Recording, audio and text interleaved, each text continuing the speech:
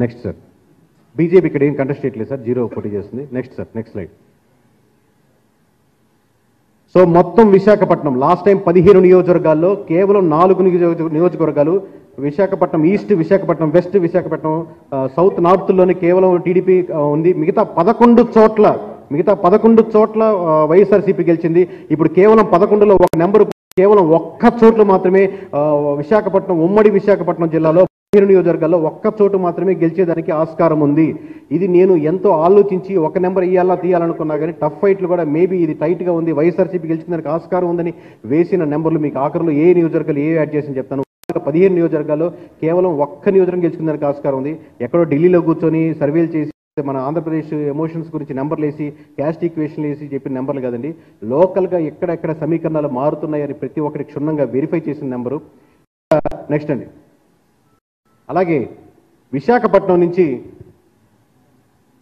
TDP 9 సీట్లు contest చేస్తుందండి.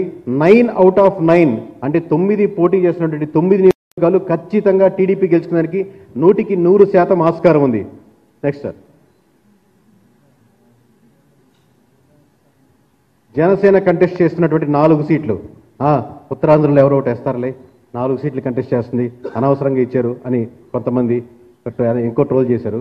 కానీ ఖచ్చితంగా మేము పోటీ చేస్తున్న ప్రతి నియోజకవర్గం వై నాట్ 175 అన్నారు, మేము వై నాట్ 21 అని సీరియస్గా తీసుకున్నారండి జన సైనికులు, వీర మహిళలు.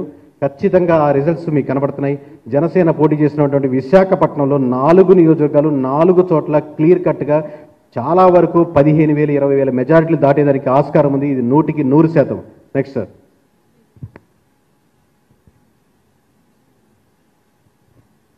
అలాగే ఇక్కడ బీజేపీ 2 చోట్ల కంటెస్ట్ చేస్తుందండి. మొత్తం కూటమి తరపు నుంచి బీజేపీ ఆ 2 చోట్లలో ఒక చోట ఓడిపోయేదానికి ఆస్కారం ఉంది.